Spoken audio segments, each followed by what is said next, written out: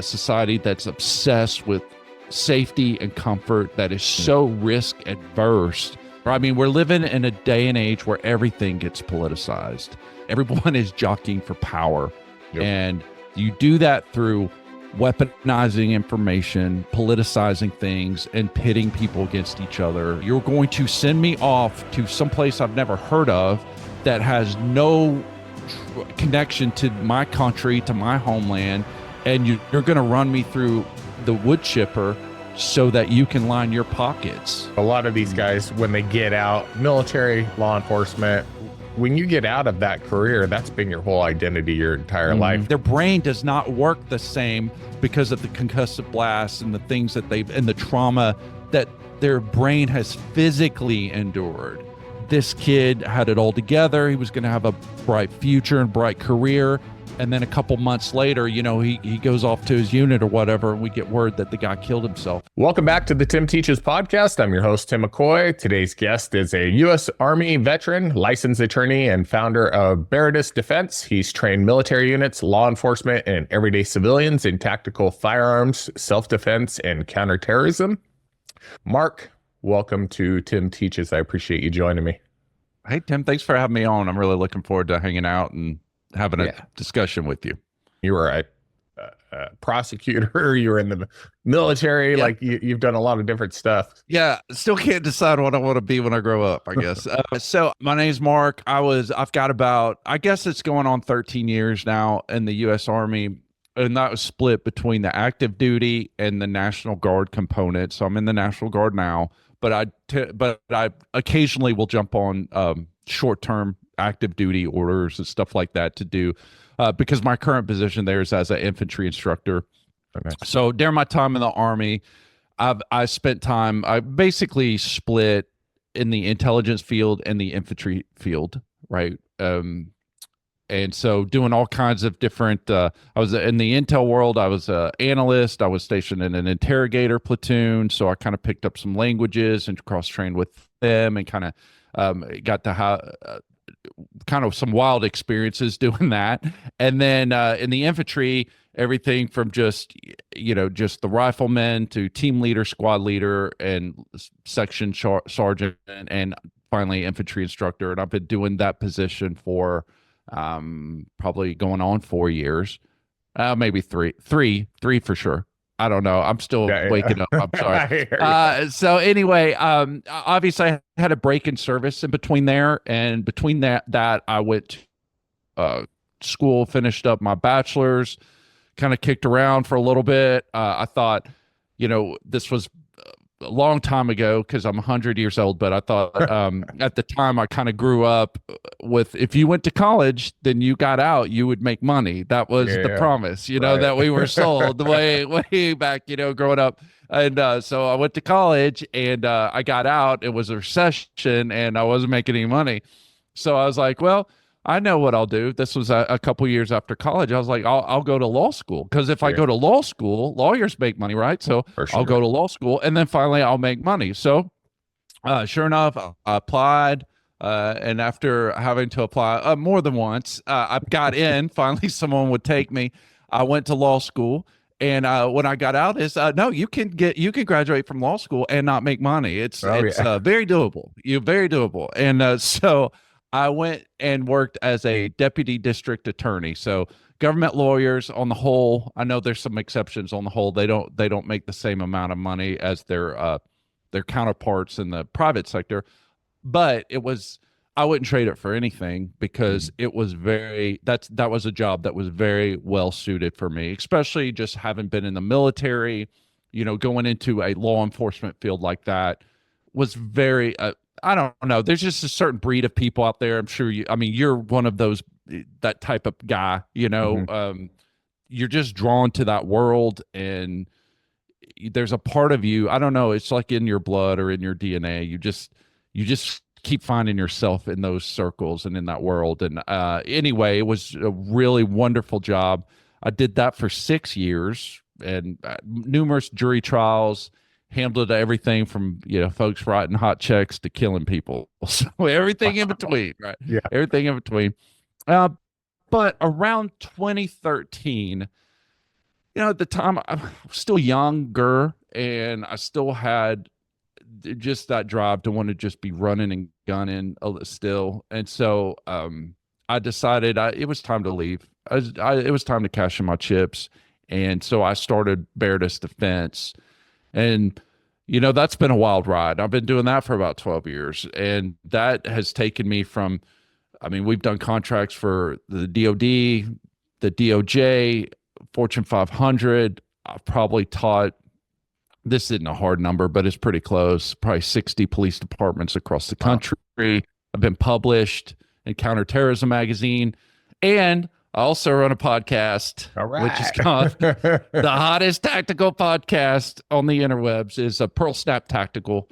So where we explore really a number of topics. Obviously the word tactical, there's plenty of topics on tactical training and increasing your proficiency on that level. But I really kind of have pivoted there. Those topics are still there, but I started seeing things that I don't know what kind of, I don't want to call it the manosphere, or I don't, just in society, just a sickness in society, a sickness that I attribute really to just living in modernity, a hyper consumerism, hyper individualism, a society that's obsessed with safety and comfort, that is so risk adverse that people, that would basically rather sit on the couch and watch TV and become a spectator in their own lives, really, rather than going out and creating it. And so for me, I felt like the loss, in a sense, is attributed to, again, just the natural tradition from archaic, Bronze Age, where every man was a warrior, whether he was a fisherman or a farmer or whatever, but leading into modernity, to the modern world with all of our convenience, and we don't depend on the village anymore. We don't depend on family anymore. People grow up, families are split. Most people don't even know their neighbors, much less their first cousins anymore, because they're across the country.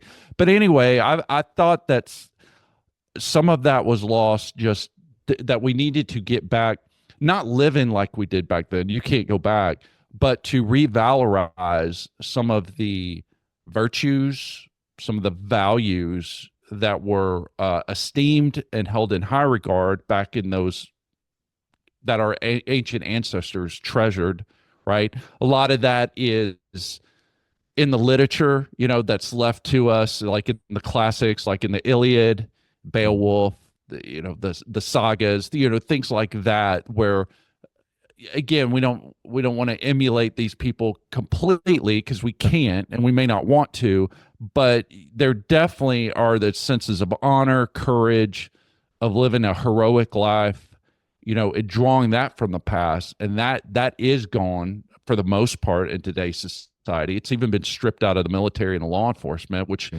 for the longest time was the final bastion, that really held those ideals in esteem. And there's certainly lip service given to it, but it's not to the degree that it used to be or that it should be. And so, a long way of saying this on my background, so I apologize, but that's also kind of one of the missions of the podcast. And so we explore some of those topics, and what are those virtues, and then how are they seen in the past, and then how can we adapt them for the modern age, right? How can we make it viable now in today's age? And so there's topics like that too.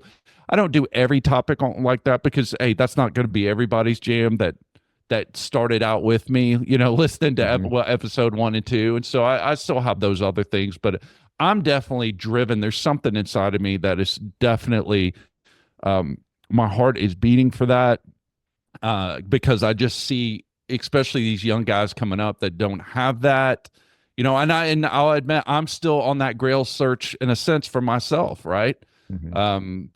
And I don't pretend to have attained it in completeness, but I've attained some of it. And what I have attained, I want to share and push down to other guys who I hope will surpass me, in their years, if they start younger, than I did. So. Man, I think I heard you joined the military in '94 originally. Is that right? Oh man, don't be putting dates out, man.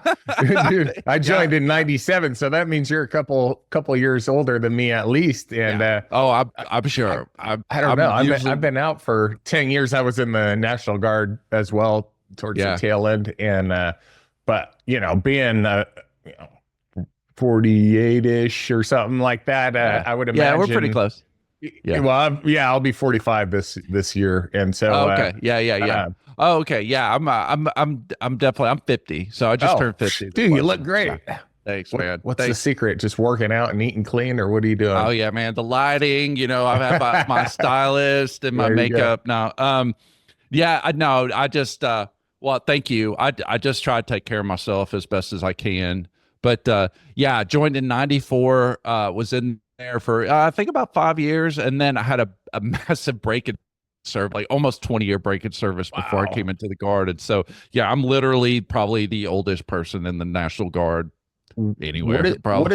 what is that like now? I mean, I've been out for a while. They probably sent you through some sort of refresher training, I would Yeah. Oh, imagine. yeah. I did Uh, all that stuff. Yeah. but You know, yeah, they were asking me that same thing. Like I remember kind of when I went through like some of that stuff, they're just like dudes are looking at me like, the instructors who are probably like, 20 years younger than me, and they're like, what are you doing, man? Like yeah, you are a lawyer. What are you doing? I was like, yeah. man, my parents asked me the same thing, and I got I got nothing. I got no answer. Yeah, I mean, for me, it was I stayed in shape. I tried to stay in shape as best as I can.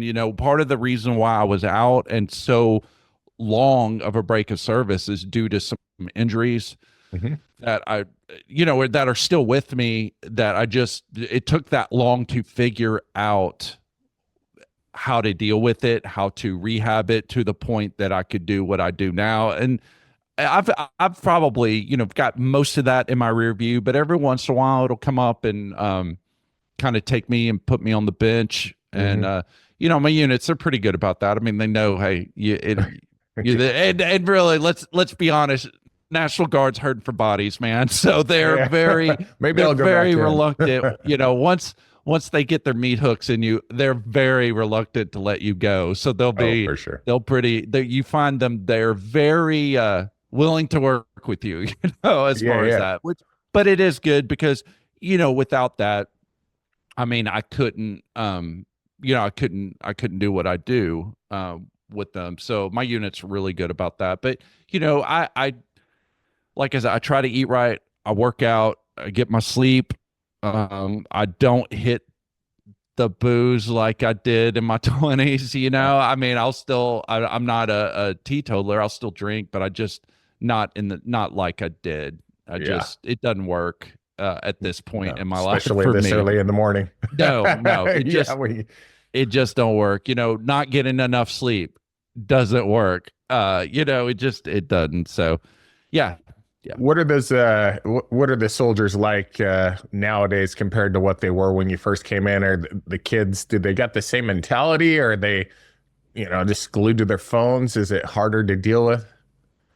Man, it's a mix of everything. So at our schoolhouse, right, even though it's National Guard, we get a cross section of the Army. So our schoolhouse has different units within the schoolhouse, right, that handle different things. My particular section is handling 11 Bravo series, which is the infantry riflemen, and these are for kids or guys or gals that want to what's called reclass. So what that means is they've already have a tour in the Army, they have an MOS or a job, Mhm. but it's not infantry, and they want to switch that, right? They Okay. want to become riflemen. So ours is a facility that will handle that will allow them to do that. And then there's also these things called professional military education courses that are required for you to make ranks. So if you are a sergeant, so that's like 3 stripes, and Mhm. you want to put that little rocker on at the bottom and become a staff sergeant, you have to take a course called the Advanced Infantry Leadermen's Course, right? Or Advanced Infantrymen Leaders Course, or Mhm. ALC. And we also teach that. And So we have another section that does it for the 11 Charlies, which are the mortarmen, right? And mortar guys that carry tubes around and stuff like that. So we're all kind of in our little cells. But we have active duty cats that come through. We have National Guard. I think we have reservists. I can't remember if reservists have any units. We don't get a lot of those guys, but mainly, and we get a lot of active duty guys, a lot of them. For the ALC course, it's even more. We have, those classes will have like 30 to 40 guys in them. And sometimes we've had 2/3 of them active duty guys. Wow. We've got dudes from Ranger Battalion come, a lot of 82nd guys, a lot of 101st guys, dudes from all over. So I like doing both of them. I really like the 11 Bravo reclass courses because these are guys that are super motivated. They really want to be there. They volunteered to be there. They're excited about being infantrymen, and they're just soaking it up, right? And and in their own right, some of these guys, they have life experiences that I learn from, even at that level. I do. I can learn from anybody, right? And I try to take those opportunities just to talk with them, get to know them, learn from their life experiences as well, And so you have that. And then on the ALC side, there's always a field exercise with that. And, these guys been in the Army, some of them 6 years, 4-6 years. You got dudes coming from Ranger Battalion, dudes from the 82nd, 101st. I mean, these cats know what they're doing, right? Yeah, so, yeah. This is more of an administrative class. They're there. I mean, they want to be there because they want to get promoted, but nobody would sign up for these courses, just on their own, because they can be PowerPoint heavy. They're talking about it's the administrative duties, stuff like that. But we'll get into doctrine and stuff like that. But to be honest, these guys, they know what they're doing. Their biggest problem that they have is just they know what to do, but some of them haven't been in those leadership positions and been evaluated. So there's a little hiccups that happen there, or it's just a group of dudes that never worked with each other. They're back at their units, they're running these drills and these FTXs night and day all the time, and they're a pretty well-oiled machine. And now you got dudes from all over the place, and so they're having to learn that, and that can be stressful for them. And so even the guys that are white hot, sometimes we'll see them struggle with that. But on the whole, I learn a lot from those guys because I get to see how does 4th Infantry Division do it compared to 101st, and so it's been a really great opportunity for me, not just because I enjoy instructing and I'm kind of geared for that thing, but I learned from these guys that are coming in, and I've learned a lot from them. So it's just a great, reciprocity, I guess. Right on. Situation. But you know what? I'm sorry. I didn't even answer your question. I'm sorry, man. I didn't even answer your question.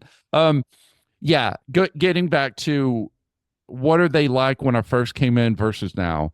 You always hear that in every profession, right? Cops, they're on their way out the door, and they're like, "Oh man, it was not like it was when I first started out. I'd tell my son never to become a cop." Because it does change.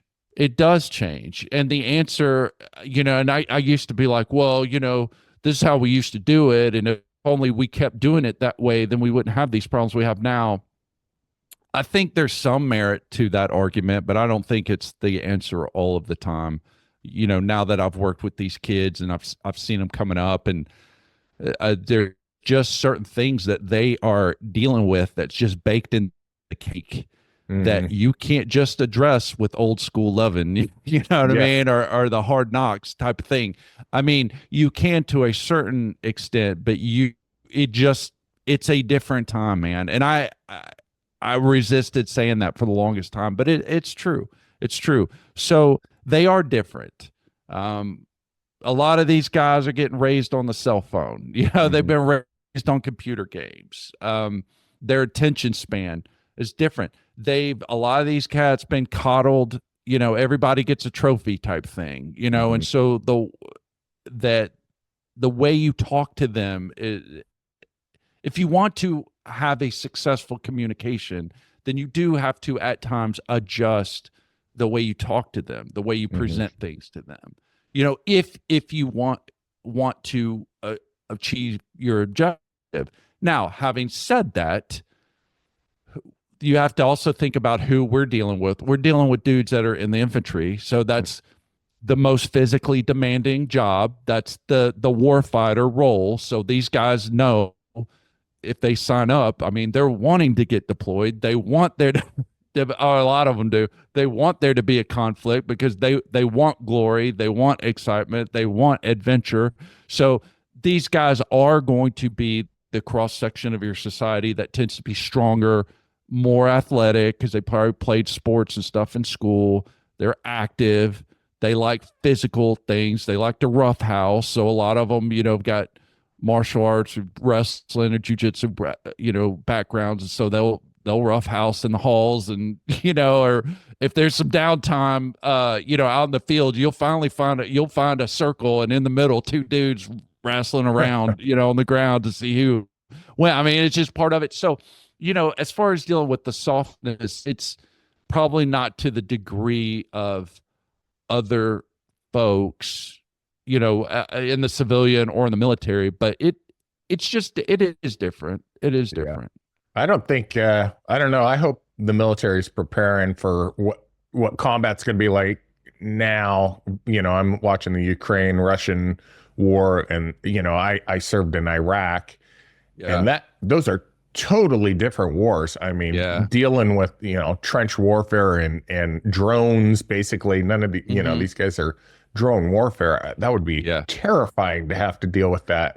And that's going to be the new norm, man. Yeah. Well, they always say the armies or the military is always fighting the last war, so I know dudes are studying, guys higher up the chain than me are studying this and trying to look at this, but, to form some type of new doctrine in real time, man, that's tough until you actually get out and do it, to roll that thing, because you just don't know what you're getting into, just like I talked to the dudes in, early days of Iraq and everything where, they were trained one way, and you're the guys in the unit that were coming off of deployments like, oh my gosh, here's what it's like. Here's what we do now. We do it this way now. And, obviously if you're operating according to principles, your tactics and principles don't change, but what they look like when you apply them, that will change to a certain degree. And that's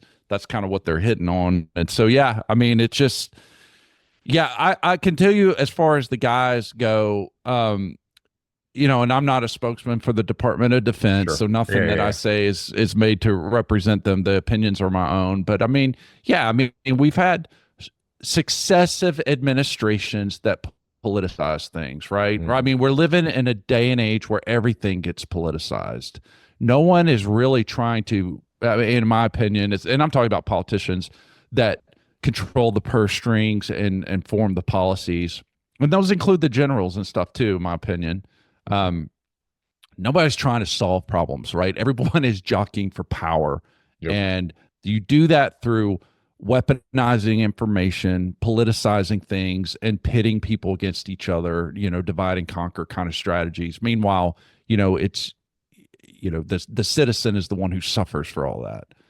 And we've had successive administrations that have, tried to treat the military like a petri dish, run social experiments and, things like that. And man, it's weakened it. I mean, in my opinion, it has weakened it. It has degraded readiness. But as far as the individuals themselves go, I mean, like what I'm seeing at the schoolhouse, these guys, they want to be trained, they want to be equipped, and they want to do their duty. 99% of them.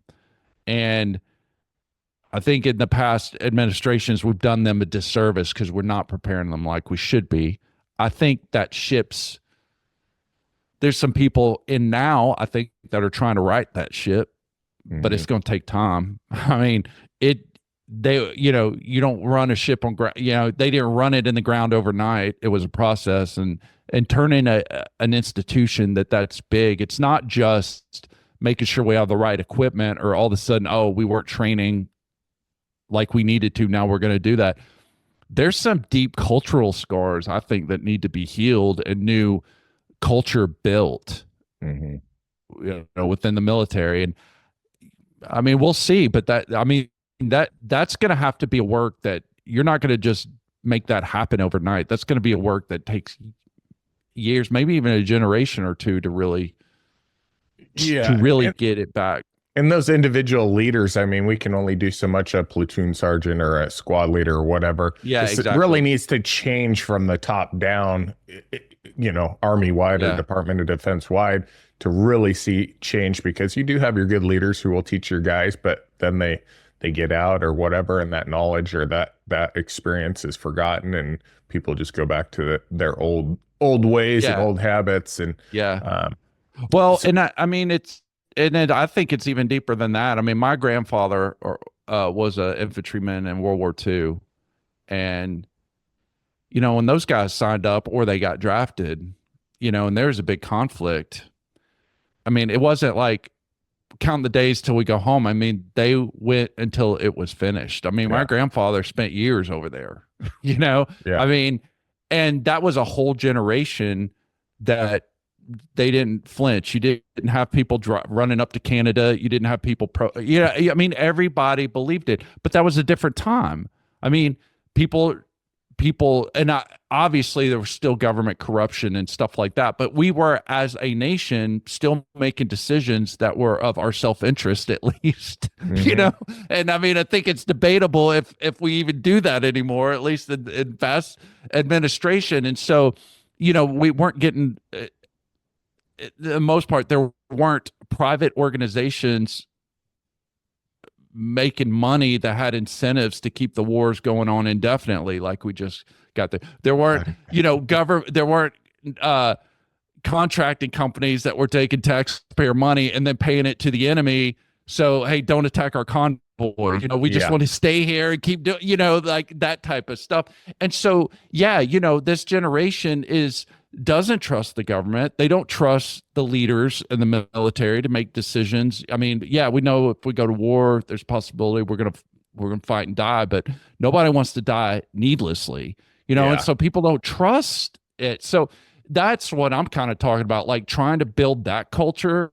I mean, that's bigger than the military. Those are generational things. I mean, we've got, politicians and leaders that have destroyed even a modicum of trust from people, where people are saying, hey, I don't want to go in the military because I know what you're going to do with me. You're going to send me off to someplace I've never heard of that has no connection to my country, to my homeland, and you're going to run me through the wood chipper so that you can line your pockets. And you know what I mean? And there's a lot of people that don't want to play. And I if there's a next conflict, I mean, I'll be the first one to go to that one, but I don't want to be run through the wood chipper for that. But I have very different goals and objectives for why I'm doing what I'm doing. And so that is, I guess in a certain sense, I'm going to use those guys as much as they use me. Yeah, for sure. No, I get that. Yeah. I got out, in 2012, 13. Whatever, 12, 13. So but really, I mean, I went into Iraq in 2003, 2004 because of weapons of mass destruction and that whole nonsense, and came out and saw so many of my friends and just veterans, killing themselves, dealing with PTSD, all of this stuff. Yeah. And I think a lot of that has to do, well, there's all kinds of reasons, but part of that has to do with being sent to go kill somebody for a war that's built on a lie, in my opinion. It's not going to do your mental health any justice. And do you guys have many like combat vets left from that era, or is everybody kind of gotten out? There's not a whole lot of them, but almost all of the guys that I work with were all probably, I mean, they've got 2-3 deployments. A lot of them were all together. Like they were like, I don't know if this is normal, but like at least in my unit, these cats like all kind of joined up at the same time and all served together in Iraq back in 04. Oh, Some wow. of them in 08. Yeah, so they're real tight. So I'm kind of like odd man out because I Yeah. wasn't with those dudes but they're brothers to me. So they accepted me. So I love those guys. But yeah, it's really cool to see because there's they'll be like, there's some sergeant major, and they're like, yeah, I knew him when he was a squad leader, or yeah, he was my team leader, or maybe he wasn't the team leader, but he was my such and such in Iraq in 08 or in 04. And I was like, yeah, there's some dudes that really have stuck it out, but we're about to lose that brain trust. These guys are about, some of them are already retiring, and some of them have about 2 years or so before they're walking out the door. So it's coming close. And yeah, it's very much like when I first came in the Army back in the 90s, where you still had a few of those Vietnam vets that were like your sergeant majors and stuff like that. I remember I had a sergeant major that was from the 101st back when they were an airborne division. So he was a Vietnam vet with the 101st when they were still airborne. And I mean, that, those guys are gone, man. And they were a different breed. We've got some crusty sergeant majors that are like legit, guys, like all respect to them. But man, maybe it's just me being, partial, but man, those Vietnam guys. Oh, wow. Yeah. Those were some legit dudes to be around, Yeah. I had a staff sergeant when I came in, and in our whole unit, I think he was the only dude with a combat patch, on his, and he was in 91 in the Gulf War, but everybody looked up to him like, damn, this dude's been to combat, maybe he has, maybe he was just in Kuwait, but well, I guess in 91 Kuwait was the war zone then, but that was like ground zero. But and then those guys leave, but it's like it's kind of like when we were talking about generations with the soldiers and stuff. I mean, all life is flux. I mean, all of it is. And it's like Heraclitus said, you can't step in the same river twice. I mean, you just can't. It's just everything has changed. I think that's one thing that a lot of people have a hard time, myself included at times. It's just the fact that everything is in flux. Everything is changing. And we get comfortable with the way things were or how we think that they were.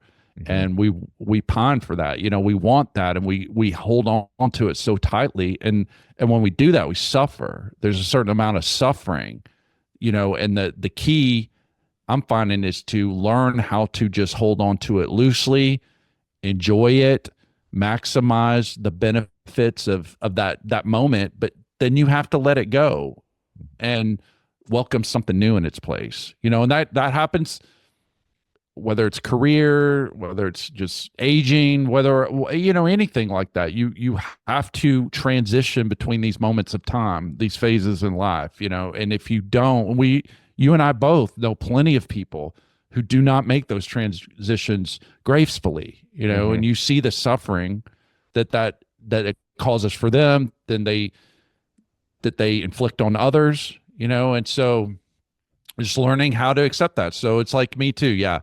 I mean, I am not one of those 20-year-old guys. I do not try to act like one of those 20-year-old guys. I try to mentor them where I can. I have opportunities to learn from them, and I do my best to be the hardest core 50-year-old dude that I can. You know what I mean? That's kind of. You're going to get me to sign up again. I'm like, maybe I could do this. I could limp around out there. Don't do it. Don't do it. Yeah. No, I'm like, TRICARE or whatever. Nah, yeah. Come on, man. The benefits, man, they're so great. The money's great. Come on. No, you could definitely do it, man. You could definitely do it. If you're on that path, I would recommend, for anybody, if they feel drawn and they want to do that, I can do that. I know dudes that are my age or older that have done I've gotten to do a lot of things, but I know dudes that are like crushing it, just doing even more extreme stuff than I'm doing. So if you want to, you could do it. You should. We had a 50-year-old guy, and I mean, he was ancient when we were, deployed. We were Oh yeah. 18, 19, 20, and then this dude from Vietnam, 50-year-old guy, deployed with us, and he was just quiet Tongan dude, just quiet, Yeah. built, just a Yeah. brick, and just a bad guy, man. I couldn't imagine being out there with, running convoys, 300 plus missions, and this guy's Yeah. just chugging along, and Well, he yeah, kept up some with of us those dudes are built for it, a man. little They're just built. slower. Yeah, they're just Um, animals, man. Yeah. Man, so you do a ton of firearms training. You work with military Mhm. and law enforcement guys. And I like to talk about mental health. I just want to throw it out there because I try Mhm. to touch on this all the time. Most law enforcement, I think the average age is like 5 years after retirement. Most law enforcement officers wind up dying for one Mhm. reason or another. Mhm. Firearms are unfortunately involved in that a lot. And I know this isn't particularly your wheelhouse, but have you seen anything that would maybe, obviously, if people are going down that path of suicide, and firearms are key in that, is there anything we could do to protect ourselves from that? Is it take the gun out of the house? Is it lock up the gun, or is it already too big of a problem? And the firearm's not necessarily the issue. And if it's not, what what can we do? I know that's a big, broad question, but um, I like to. Well, yeah, I mean, I don't want to misunderstand your question and say something, go off in some tangent. Sure. But so when you talk about, can you give me kind of a narrow the scope of the Y- question down a little y- bit more? Like, Yeah, it just seems like a lot of guys, you talked about.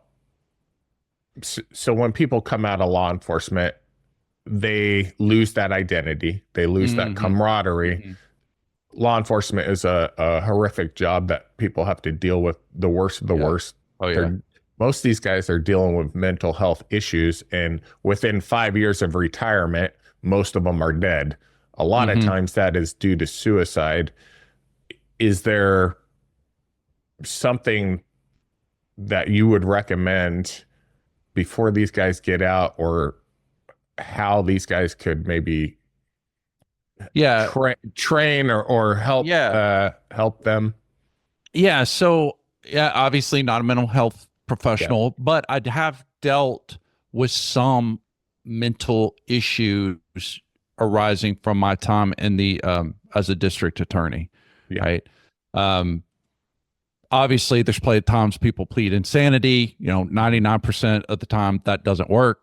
So you get good at ferreting that out. But there were cases where there really were mentally uh, hampered or impaired people, and you weren't prosecuting them. You were actually taking them off the street to get them help.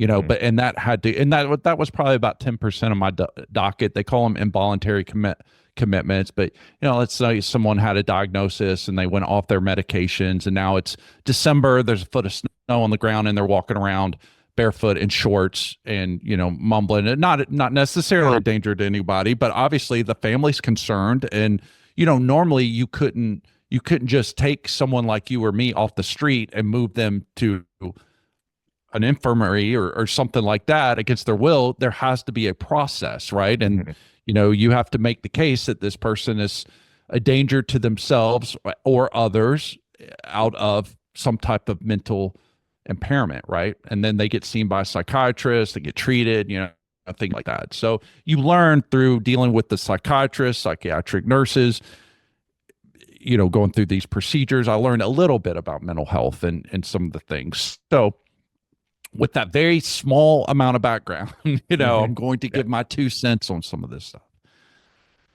I think we have to be careful, about, just like I said earlier, things get weaponized, things get Mhm. politicized, and even, the mental health, the post-traumatic stress syndrome, that in my opinion, has just been thrown around a little too loosely, that it dilutes the Mhm. meaning. because now we're living in a world, now everybody's got a therapist. Everybody's seeing from this to that. Somebody went on a peacekeeping mission, that worked in an admin position and got a paper cut. Now they're claiming, there's people. I'm just saying that now. There are people gaming the system, they are, because they get money for it. There's a path that it incentivizes people to do it. And obviously not everyone is doing it, but I have seen that, and I'm saying that because that's a problem, because it's diluting the term itself, and it's taking away time, energy, and resources from the people who really need it, right? And that's my priority, is trying to get that to the people who truly need it. So on people, I think you divide this out. I mean, there are people that are suffering from mental disease or defect. There are other people who are just having a hard time of it. So I would say both are important and both people need help, but I would divide that. Some of these folks, like you said, that are perform perfectly at their job, showed no sign of anything. And again, I'm not making a diagnosis, but sure, let's just take hypothetical, that type of person, right? But they get out, and 5 years later, hey, why is this magic 5 years, or this average amount of time just seem to be hitting everybody? This is, I think, the weak point, with law enforcement and the military, is they're really good at bringing you in and indoctrinating. Well, and that's a loaded term. I don't mean that in a bad way, but so I'll use the word initiate you. They initiate you into the mysteries of the military cult, or initiate you into the law enforcement culture, right? And that does, I mean, there is an indoctrination period, that there is an initiation period that has to go through, because you're taking someone with a civilian mindset that has grown up in a civilian culture, and now you're introducing them, and you're telling them that they need to live, eat, breathe, and sleep this new type of culture where things, where a reward system is based on different things, punishments are based on different things, honor and esteem among your peers are given out, or sanctions based on different things. So it is a total different culture. But the thing is, especially I can speak just on the military side, but you can tell me if you found this on the law enforcement too. But the thing is when you go through that, you don't really understand what's happening to you. Like you go in, you have your head shaved, they give you your combat boots and your uniforms and dog tags, and everything's exciting. You're making this new transition to yourself, but you don't really see the changes that are going on in yourself, as you take on this new culture, as you live this new way of life, as you take on these new values and these new purposes, your values begin to change, to a certain extent. And so you don't really see that happen. And so when you come home on leave, you're just with your friends, and you all relive old times, you make new memories, but then you go back out back into that other culture. So you just don't ever come back and live in that culture again. So then when it's time to get out, military doesn't do a lot to reintroduce you back into society. You know what I mean? They give you time. I mean, they do give you time to out process, they try to give you time to get your affairs in order financially, to get your health care, to get your housing. They do try to let you, but they don't ever de-initiate you, right? There's not a mechanism for that. And I didn't really understand that either. When I got out, man, and I was just a college kid going to college, but I had a real hard time with it. And I didn't understand what it was. And it wasn't until really I read years later in my 30s, I was reading a Stephen Pressfield book. I don't know if you've ever called it Warrior. The name, but yeah, where he really kind of explained the difference between military, which is built on an honor-shame culture, and the civilian world, which is a guilt and innocence culture, and how it's just oil and water, And so when you're coming out of that honor-shame culture, you're going into a thing, it's mind-blowing, and I could not relate with people my own age that were college students. And yeah, I had a really hard time and could have went down a real death spiral with that. And so I think a lot of what people could attribute to, oh man, you're having mental things, you're having, post-traumatic stress, or you're having this or that, is really just a culture shock of being reintroduced back into your native inhabitants. But in the same way, if you took a cub, a bear cub, that was abandoned by its mom or whatever, out of the wild, and raised it in a zoo for 20 years, and then just turn around and released it to the wild, what do you think would happen? And that's what we do with military guys and gals, right? And so some of them, can make that transition very easily. Some of them can't. Why can some people do it and others can't?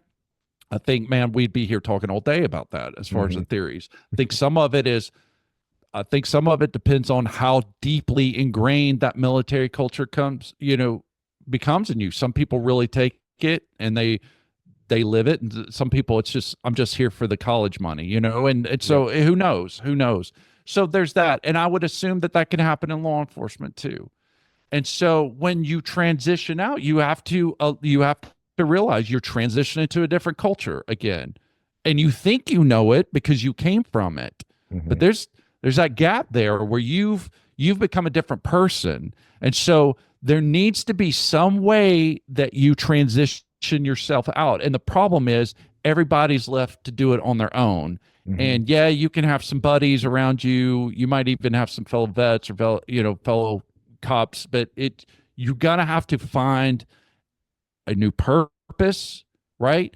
You're gonna have to find a new drive, new things that you pour yourself into, new things that give you meaning, new quests. And again, not to pimp out my podcast, but again, returning to these old stories, right? These old archetypes that people, historians will just tell you, oh, these are just, stories that people told around the campfire because they didn't have TV and they were bored. That's BS. I mean, there was an entertainment value to these things for the young, but for the older, for the warrior, these were a template for actions. It gives you a framework for how you perceive the world and how you attack problems and things in your life, right? It has that. It's a framework. It's a paradigm, right? It's a template for action, right? And so finding those things, right, that will allow you to build that new life, that new phase in your life. So I think that's one thing that I think could cut out a lot of this. And there's nobody out there warning people. There's no one talking about it, and there's no systematic method to roll that out in people's life. I think that's number one. And then you do have guys, I mean, at least on the military side, dudes with TBIs, traumatic brain injuries and things like that really have, that causes mental defect, right? Their brain does not work the same because of the concussive blasts and the things that and the trauma that their brain has physically endured, right? Or other reasons that would cause a mental disease or defect. Those have to be treated separately. Those are going to require for sure some type of professional care. The other track that we talked to, have at it. There's a role for that too for some people, but definitely people who've had physical trauma to the brain. There's that those people really do have to be identified. Those people really do need to be need to make it an environment to where the ego doesn't get in the way, where they're like, oh, no, I'm fine, and brush it off. Right. No, that's no more than you would be if you had your arm cut off, and you're walking around, oh, it's just a flesh wound. Yeah, well, you're going to bleed out. What I mean? There's internal wounds like that need to be addressed through professional care.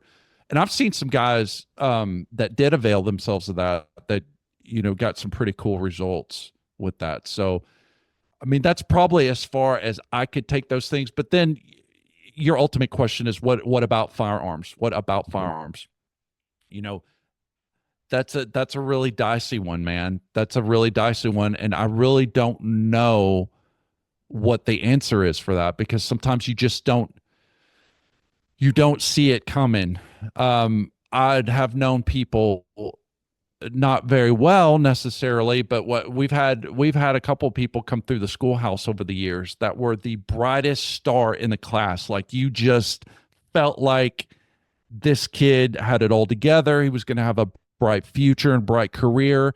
And then a couple months later, he goes off to his unit or whatever, and we get word that the guy killed himself. And I was like, never in a million years of everybody in that class cycle, never in a million years would I have thought that guy would have killed himself. And even though you only have these kids for a few weeks when they come through, but still they're under, in a sense, your command, your authorities, even if it's for a very, very short time. It's not like I was their squad leader or platoon sergeant, so I don't have that connection to them, but they did come in under your care. And there is a part of you, man, that you take it hard. I mean, we do care for these guys, man, and we do want to see the best for them. We have a passion for that. And so, yeah, it's really hard when you hear that, but it's just like, man, I would have never. So it's like, who do you some people have problems and they get over it. Some people present no problems that you would see, and they end up doing something like that. So I don't know what the answer is on that. I mean, I think clearly when you have someone who is mentally unstable, when they're making threats, I think there's times to intervene then, but I really, man, I don't know. I wish I did. And I think I'd just be making something up if I just started. No, it's a tough question. And I think you hit on a pretty good point earlier, that you got to have purpose. So a lot of these guys, when they get out, military, law enforcement, or just, professional athlete, whatever, like when you get out of that career, that's been your whole identity, your entire life. And so you got to find a new purpose and find something that fulfills you. And I know helping people, that's why I do this, what I'm doing. That gives me a sense of purpose, because, in the real world, I'm not doing that. But man, one last question, and then we'll wrap it up. If you were going to own 3 different firearms, what would they be, and why would you have them? Oh man. Well, first, I'll just go with some of my own, right? I got a Glock, either 17 or 19, right? Either one of those are going to do the trick. I've got both. I use, my EDC is probably the 19 just because it's a little smaller and concealable, but my range gun is probably my 17. But I train with them both. I've had others, but I'm a Glock guy, man. They're easy, they're grunt proof, they're easy enough. A caveman can operate one, I just dig them, man. But the pistol, right? That's one of the most versatile type of tools that are out there when you're talking firearms, right? It's good for home defense. You can carry it on your body. You can conceal it. And there's a lot of stuff you can do with them, man. I just got done with the class of Pennsylvania where we were shooting with our handguns from 3 yards to 50 meters, right? Wow. And ring and steel at 50 meters. So that's, man, that takes into pretty much most defensive situations that anyone would find themselves in, right? It's going to be between, that contact distance, 50 meters. That pretty much, and you've got a tool that can handle in any of those things in between if you're trained and, proficient with it. So that's one. Just so the handgun, the Glock in particular, because of its capability and versatility. My AR, man, I'm a rifle guy, man. Again, the AR platform, that thing is a lot of, I don't know why it is, but man, there's 2 dudes that'll dog it out or whatever. I'm like, this thing in some version has been in use since Vietnam, man. That is generation after generation, conflict after conflict, where that, and we're still using them, and they're always talking about replacing it, and I'm sure in time that they will, but for right now, we're still using that thing, and you can, again, you can shoot that. We're clearing rooms with it, so we're almost contact distance, right, all the way out to, if you understand a little bit about wind and range estimation, you can shoot targets to 600 meters with ease.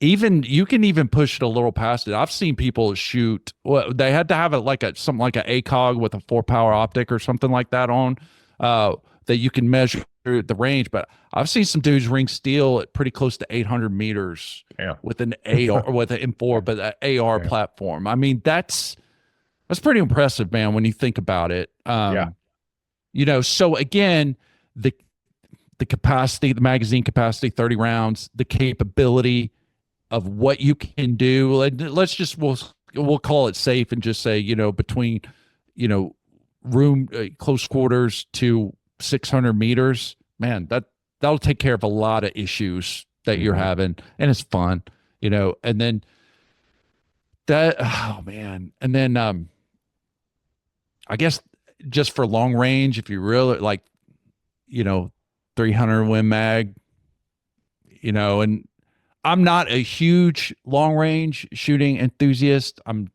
dipping my toe in that. So maybe I'm partial to that just because that's what we use in the inventory, and that's kind of my big exposure to it. But yeah, those three, that'll take care of course, you got to have the right optic, the right equipment with it. But man, you can, if we go into the zombie apocalypse, I mean, those three things, you could do a lot worse.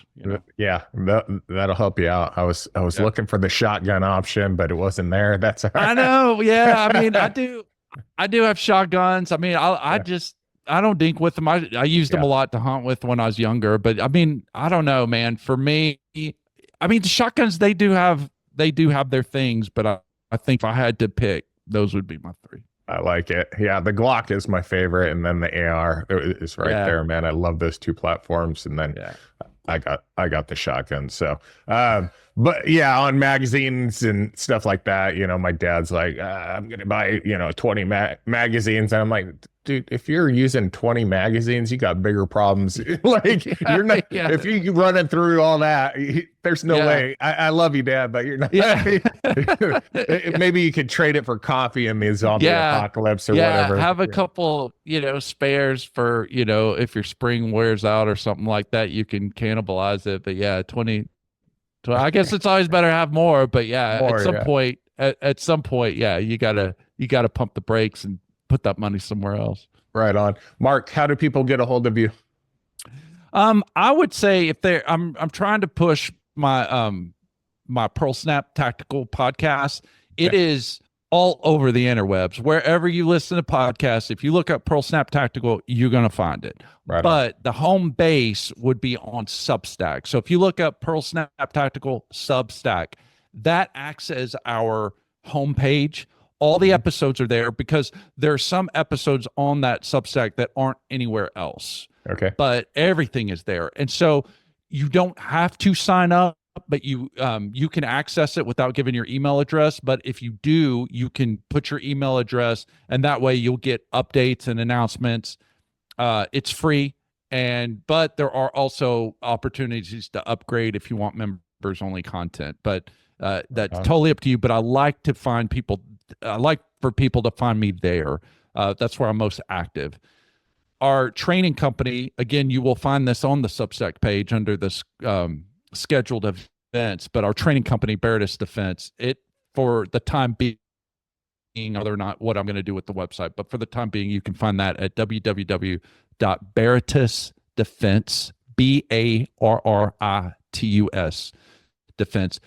That'll give you stuff we do and all of the events where we're going to be at. So if you want to hop on a course with us, you could do that. Right on. Mark, I sure appreciate you taking the time to spit your knowledge, and we're kind of all over the place. I appreciate it. It keeps it interesting totally that way. It. Yeah, thank you so much. Really enjoyed it. Really enjoyed it. For sure. I'll tag you and everything and add your links and everything. And if you found value in this episode, please share it with your friends, and don't forget to like, subscribe, do all that stuff. So I appreciate y'all. Mark, thank you so much. Thanks, Tim.